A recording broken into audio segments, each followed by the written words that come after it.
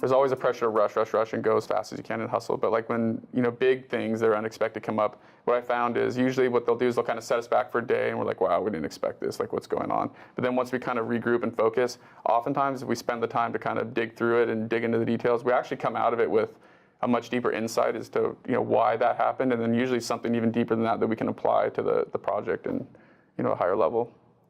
Yeah, I think when something really big and unexpected happens from an R&D perspective, it's important to act similar to a manufacturing line when you have an emergency stop, so that you don't continue to go down the wrong pathway before you have time to really evaluate what that problem is and how it will affect things from a bigger picture standpoint.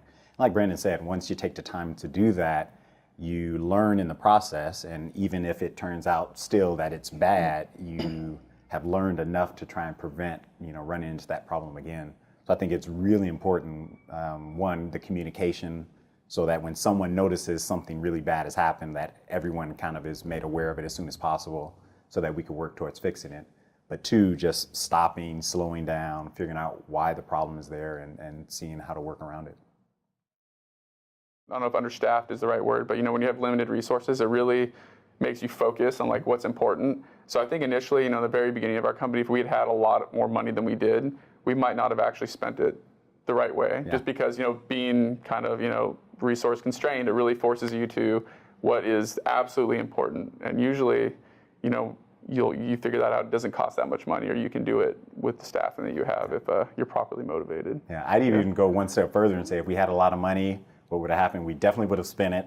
Yeah. We would have had a lot more employees with a lot more overhead, and we may not have been where we are now because we would not have been forced as much to kind of reevaluate everything at each step and to do the most, take the most efficient pathway. So I think we actually probably would have been harmed to some extent by having more money. Now, with that being said, it'd be nice to have it now. At this exactly. Point, yeah. I think so in terms of whether you set things up in-house or you leverage consultants or OEMs or I guess consulting contracting companies to do the work for you. I think having internal resources is great because it allows you to move quickly, move more efficiently, and just iterate. You're not on somebody else's timeline. That being said, it can sometimes be costly to set up those resources.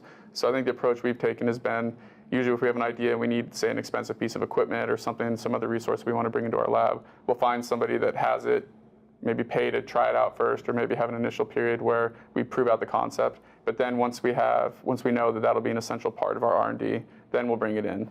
So yeah, and I think that was a critical way that we went about doing it because, again, because our plan changed so rapidly, what we found was that equipment that we thought we needed, within a couple weeks, we didn't need it anymore because our plan changed, or our method of attacking the problem changed.